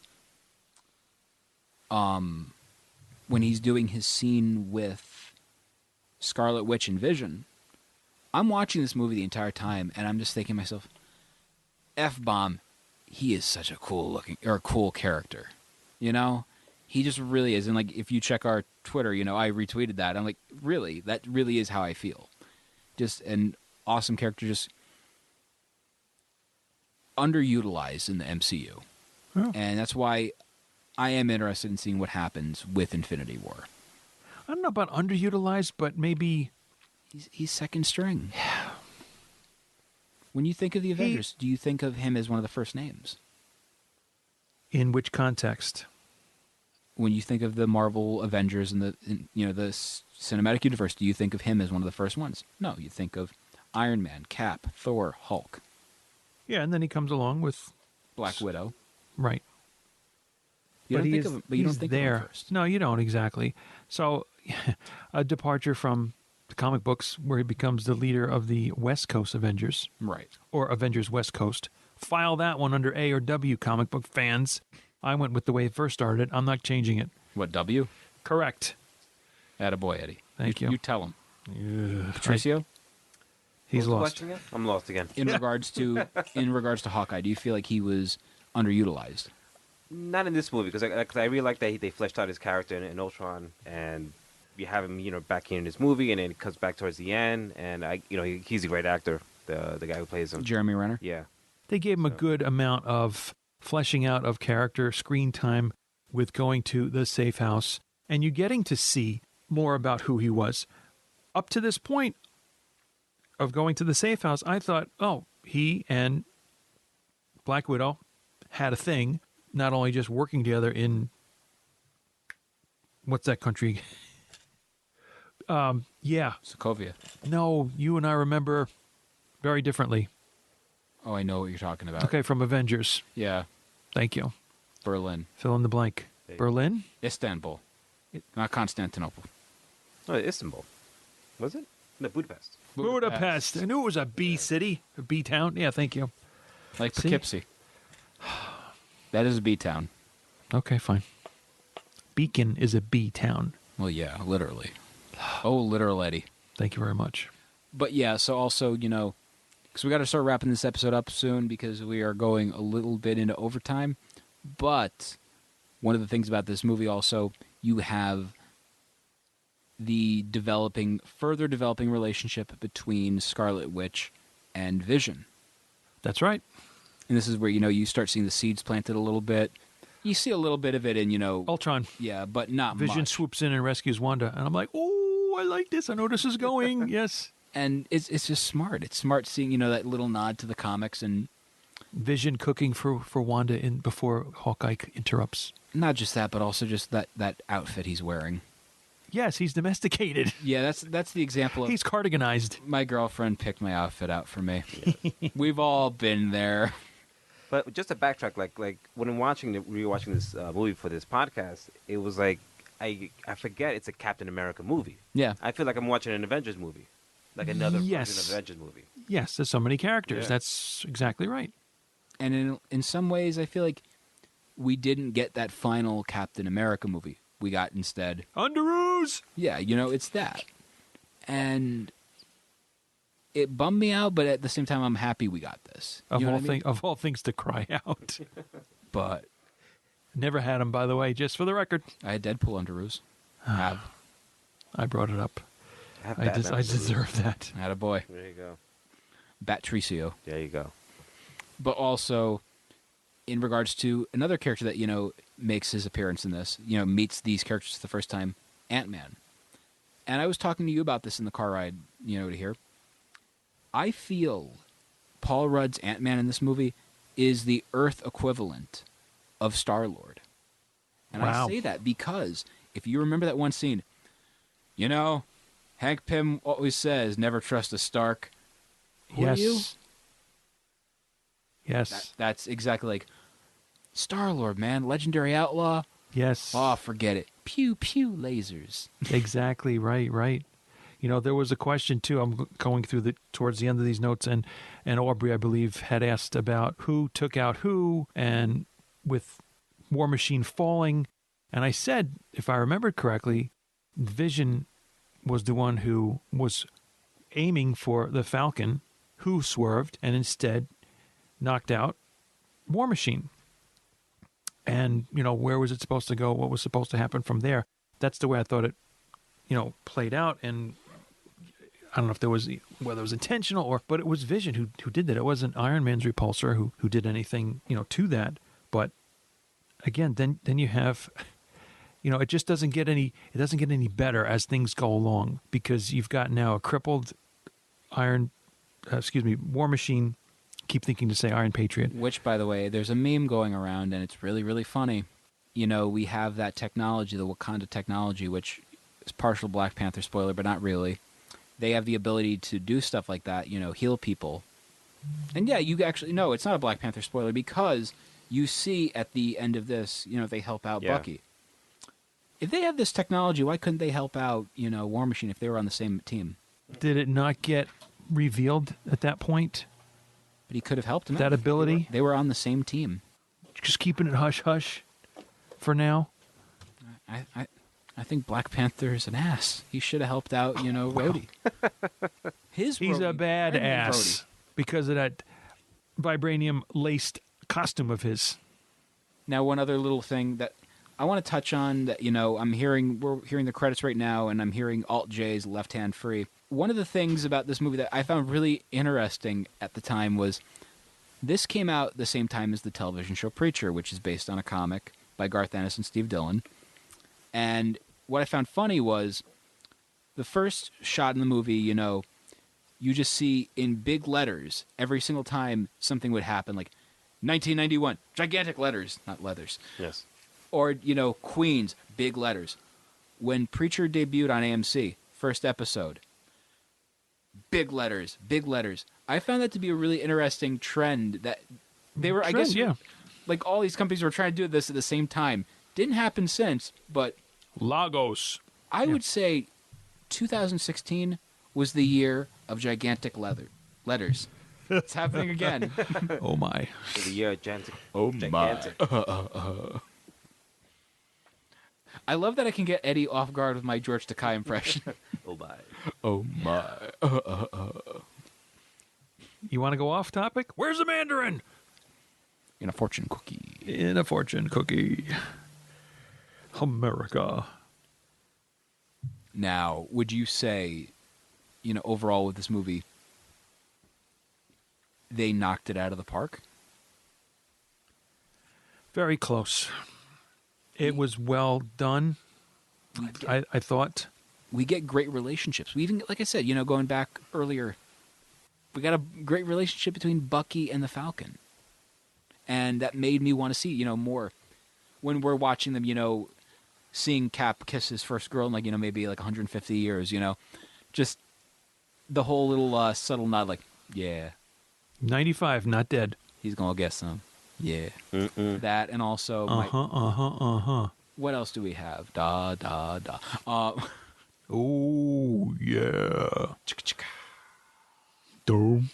Like watching the end credits thing. Now, When did they start doing that Spider-Man will return? And Oh, they've been doing that for a while. At the end of Civil War, Spider-Man will return, Yeah. which is jumping ahead to what I had here. But anyway, But yeah, going back to Bucky and the Falcon, you also have the whole, they couldn't have done that sooner. I hate you. I love that. yes, it's a good. What things, the relationships are solidifying, and that's great. I don't think it's a stand-up ovation, cheering, bravo kind of thing. I don't get to that level. Just shy of that. Yeah. That's me. And also, one last little thing before we actually get into our final discussion of the episode. Something I found funny about this movie was in the trailers that were going on before this movie came out, because we were all getting excited. Wow, Spider-Man's coming, this, that, the other thing. What I found interesting was the usage of alternate takes. And I've discussed this on a previous episode, probably like 15,000 times, but whatever. Just the idea of that one line, I wish I could just punch those perfect white teeth down your throat. And in the final cut, I wish I could just punch those pretty white teeth down your throat. And also the whole... Oh, I thought it was, I just wish I could punch you in those perfect white teeth. Yeah. I'm just going off of memory. Yeah, down your throat isn't working for me. Or whatever it is. But like I said, just the usage of different takes really surprised me. And it is an example of, not everything's going to be used in the final film based on the trailers. Like, what do? I rebel from Rogue One. That stuff. But not everything's going to be used. But I don't mind that. But also it's interesting that, they kind of do a little bit of bait and switch with the audience. And I think that's smart. Maybe that's a good use of alternate takes, because otherwise you could be in such a loop of like, okay, well, which way should it go? Or which way should it end? How would you like it to end? And choose your ending. No, you know what?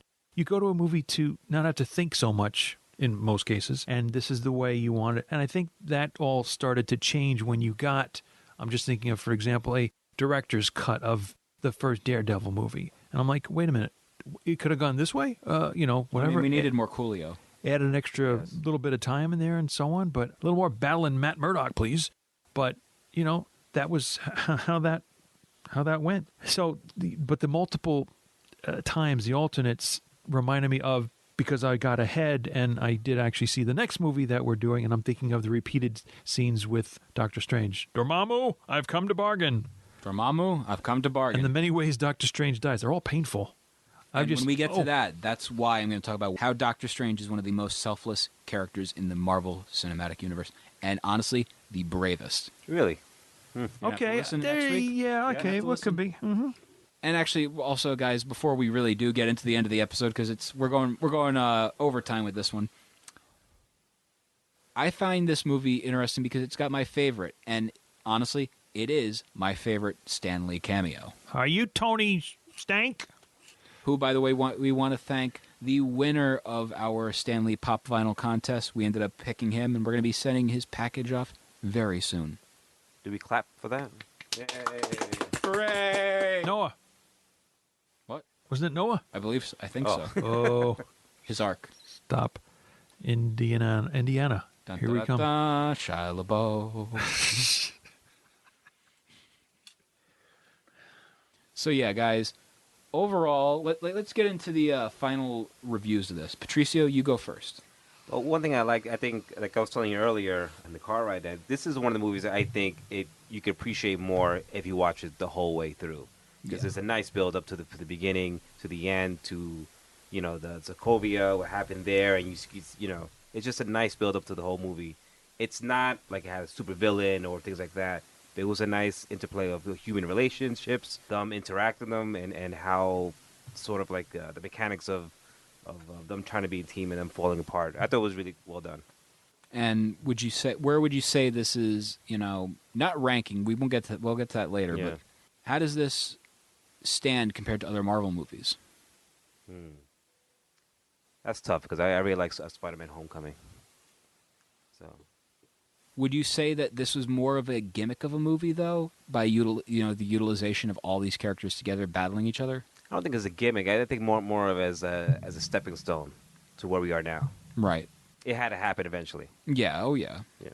And I feel the utilization of a good versus good story works. Because then you end up seeing the elements of, well, these characters aren't perfect. Right. Now, Eddie, yourself? Well, on that, I would have said it could be good versus good, or could you say good versus better, question mark? Ooh, yeah, I could see that. As maybe one's better than the other, if you're swayed to one side or the other. You know, there were two things I wanted to just point out before I got to my ranking, and that was the final Tony versus Cap scene where, in defending Bucky, Tony is told by Steve, he's my friend, and Tony says, so was I. And that's another one where there's alternate takes. Poignant scene right there. And the shield doesn't belong to Captain America. You don't deserve it. My father made it. Patricio and I, on the way here, actually discussed that line. The whole, that was my father's shield. Blah, blah, blah. You don't deserve it. Take it. It was like a little kid. Like a little kid saying, yeah, well, I'm going to take my toys and we're going to go. I'm going to go. I'm trying done. to pull out all the stops to bring him down, and to weaken him, sort of. And that's not the first time that Cap gave up the shield. Just like in Winter Soldier. Dropped it through the helicarrier that was sinking, of course, let it go, and just took the punches because he was with him to the end of the line. Yeah. The other thing, though, at the mid-credit scene was the development or the invention of the Spidey signal. No, that was the end credit. The end credit, yes. Post-credit scene. And mid-credit was Bucky getting frozen. Yes. In wacky Wakanda. Yes, just like Claw getting his arm cut off, the left arm goes off, and the same thing with the Winter Soldier. And just a really, really back flip here to Claw, knowing, unlike yourself, that I would see Claw again in Black Panther, knowing from that Black Panther 15 or so issue run that he was a significant Black Panther villain, the master of sound, and having a completely different device, and of course, get up, costume, etc. So now, Eddie, overall with this movie, what would you say is the lasting impression of it for you? Very good, but not completely superior to other films. Going to keep it on the same level as a couple of other ones. I just have to sort out where it doesn't get to the top of my list in a tie or otherwise. With this kind of movie, do you consider this more an Avengers film than a Captain America? You're easily led to believe that, yes. I think so. Now, let's say it was the third Avengers movie. Would you say this is on par with them or slightly below Age of Ultron? I'm trying to remember if I had this Age of Ultron and Avengers at the same level. Looking real quick. No, I didn't have them at the same level. I put Avengers at higher than Age of Ultron. I'd probably put it somewhere. Would you say on a similar level? Really? Yeah. It's not going to be a full 5 ranking though, for me, for the main reason I mentioned earlier, which I'll go into again. Well, so for myself, I loved the movie, and when I saw it, I saw it twice opening weekend, I want to say, and I adored it. I thought, this was the perfect personification of Spider-Man. This was the battle I wanted to see. I wanted to see these over-the-top fights, good versus good, like I said. And, when you see Ant-Man fighting and becoming Giant Man, which people still are, shocked happened. That was a great geek out, moment for that to happen. Him being, that like the character of Ant-Man, Scott Lang's, of when he becomes large and he grabs War Machine. I loved that. That over-the-top laugh, like, oh, crap, I can do this. And then the line that follows, was it, give me back my roads. Hey, I just want some orange slices. But I feel what they did with this was the perfect battle. And it's a movie that, when after the movie came out, I will admit, I would rewatch this movie. But I would only watch the big battle, between all the heroes fighting each other. In the airport. And at the Spider-Man airport scenes. Like, that was about it. And this is not going to do well for the Sokovia Accords. And, that was all it really was. Just Spider-Man scenes and hero versus hero. And then, I rewatched this again, and it flowed. It flowed perfectly. You get so much out of this movie. You do. There is a lot to get, even after a couple of viewings. I think this was only my third in its entirety. But I have to back up my last statement because it doesn't add well to the amount of destruction with the Sokovia Accords and everything. Although there is the element that's not there in the loss of human life. It's confined to an airport. Hopefully, no staff involved in Although that kind of thing. the stair car from Arrested Development, The stair car. Mm-hmm. which is confirmed. It was like basically the Russo brothers who had directed episodes of Arrested Development in the past snuck that in as an Easter egg for fans of the show. So you see the stair car that the Bluth family drove. That's fine. I'm out of that one. I think that was such a neat little touch, like just to throw a little homage. If to you their know past. all things, And also the Russo brothers ended up doing Community, the television show Community, Mm-hmm. and the dean shows up, and he's the one talking about the hot dog in the shaft. What? That was him. That's the dean from the TV show. No, I mean, Community. what are you talking about? What? If you remember when Tony does his big speech afterwards, and then, oh, so you're giving funding to everybody? Well, I got an idea about a self-cooking hot dog. Kind of now. Okay. That guy. Yeah. To me, that's just a part of what happened in the movie. I love I'm that. oblivious to that and blissfully, happily so. But again, I just love that they acknowledge their past work. Well, that's like Sam Raimi with Spider-Man, putting the yellow car in from Evil Dead, and Oh, see, another thing. I'm just learning a lot here now. But no, I didn't have a prerequisite for these directors and stuff to know what they did before and to what they've brought into this current thing. Yeah. They also actually, I just remember now, like, this just dawned on me. The actor who plays Abed on Community, he's in Winter Soldier, directed by the Russo brothers. So there you go. I'm kind of hoping we end up seeing Donald Glover in Avengers Infinity War next, because that's directed by them as well. You never know. Or maybe Chevy Chase will show up and he'll do like a random rant. Yeah, that'd be bad. It'd be funny. As he is wont to do. But yeah, so overall, this isn't my favorite Marvel movie, but it's definitely up there, and it's got a lot going for it, and I feel if this was an Avengers movie, this is the best Avengers movie.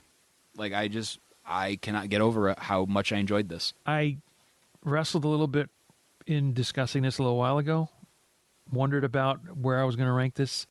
I'm putting it on the same level as Avengers Age of Ultron. Wow. You want the number? Well, I'll go with my ranking first because I got it already, and it'll be a quick 1, 2, 3. Up to 13. Yeah, well, we have my tie, remember? My tie? You're drinking again? I am. Number 12, Thor: The Dark World. Number 11, Iron Man 3. Number 10, Incredible Hulk. Number 9, Iron Man 2. Number 8, Captain America: The First Avenger. Number 7, Avengers: Age of Ultron. Number 6, Avengers. Number 5, Thor. Number 4, Iron Man. Number 3, Captain America: Civil War. Number 2, The Winter Soldier. Number 1, tie, Ant-Man and Guardians of the Galaxy. Hoo-ha. Now, Eddie, yourself? Chaka, even. I'm not doing the Casey Kasem countdown version that Peter Melnick does, so I'll start at the top like I usually do. And for 2 hours and 25 minutes thereabouts, probably one of the... Or was there one longer than that? One of the longest. I think it was. Okay. I think this is the Contrast that with next week, which comes in at less than 2 hours. Which I don't mind. Yeah, no, a lot going on there and need to really be absorbed. But at the top, with a ranking of 5, a tie with Iron Man, Avengers, Captain America: Winter Soldier, and Guardians of the Galaxy. Dropping down to a ranking of 4.75, Thor, Captain America: First Avenger.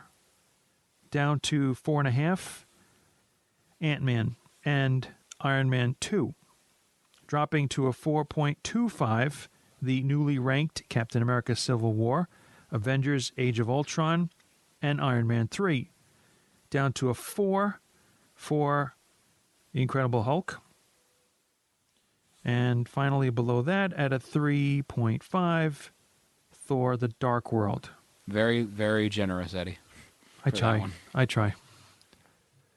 Now, Patricio, yourself? I have no ranking because I haven't seen all the movies like you guys have seen. But the ones that I have seen was Let's go with your top 3. Top 3. Ant-Man's up there.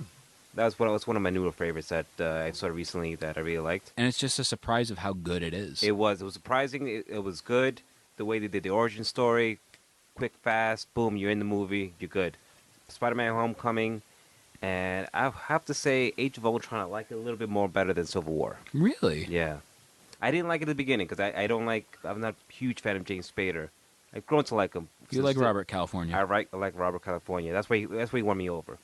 I hated him in every other movie, but... He's the Lizard King. Yes, exactly.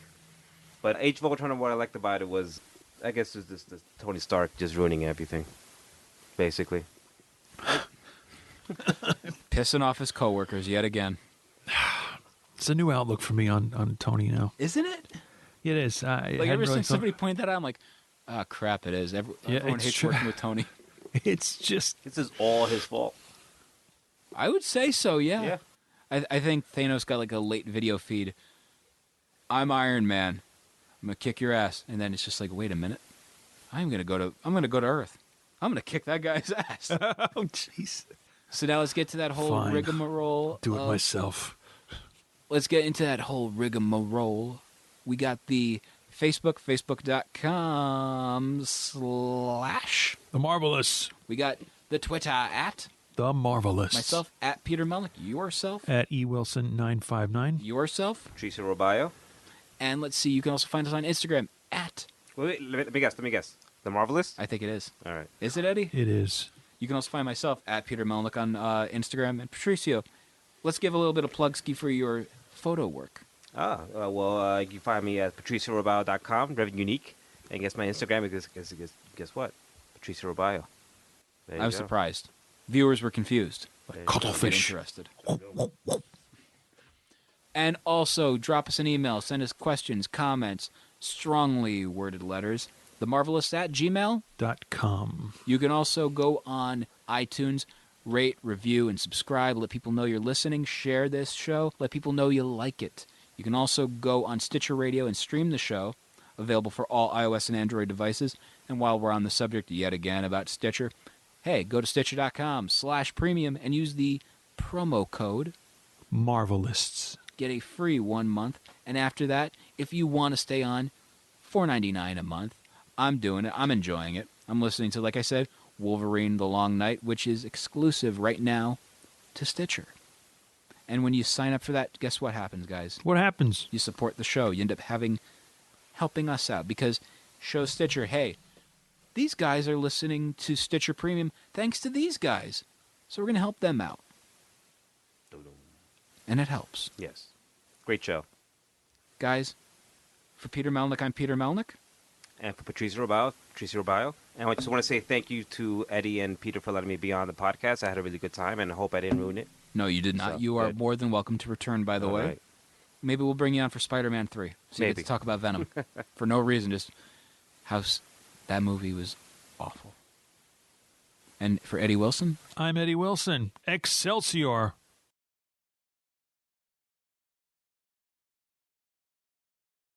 Obsessed with Marvel. Post-credit question number 1318. Who are the Witch Breed? One word, Witch Breed. W-I-T-C-H-B-R-E-E-D. Witch Breed. Sandwich Breed? Okay. The witches and warlocks of New Salem. Human servants of the Nagarai, that is N''G-A-R-A-I. The X-Men in Marvel 1602, or demonic beings led by Nestareth. That's N'Astirh. Who are the Witch Breed? The witches and warlocks of New Salem, human servants of the Nagari, the X-Men in Marvel 1602, or demonic beings led by Nestareth. It's like no clue here. But I'm thinking 1602. That's the only thing that pops up to me. Marvel Yeah. 1602. I'm probably going to have to concede to that since you both said the same thing. I just wasn't going to go with the witches and warlocks of New Salem, just for the record, A. But we're going to hit C and see what happens. That is correct. All well right. done, gentlemen. 2 out of 3. Marvel 1602. I'll put it on the list. There you go. 1602. Who first drew the Living Tribunal? Ooh. Was it Marie Severin, Steve Ditko, Bill Everett, or Dan Adkins? The Living Tribunal. Well, if you knew it really well, you'd maybe figure out where the Living Tribunal was first seen. But Marie Severin, Steve Ditko, Bill Everett, or Dan Adkins. I think they're all valid names, and I don't go with Ditko. you wouldn't go with No, I'm not Ditko. going with Ditko. Oh, okay. I was going to. All right, so if it's not Ditko, Because the Living Tribunal is a cosmic character, if I remember correctly. it's a rotating shrouded head, I thought. Goldish in color, I thought. Maybe one is shrouded, covering the eyes. The other one has the eyes that are glowing white exposed, if I'm remembering. I wouldn't go with Dan Adkins or whatever his name is. Right. Severin seems possible, like a Hulk book. Oh, my. And then who's the other one? Bill Everett. How about Bill? Bill Everett was more like a Daredevil artist. Okay. So I would go with Severin. All right. Any idea, Patrizio? I'll say D. Whatever D You're going with D for Dan Adkins? Yes. All right, I'm going to lean with Severin. Hit A. No. What? And it was B. Steve Ditko, why didn't I listen to myself? My Eddie sense doesn't fail me. Arg.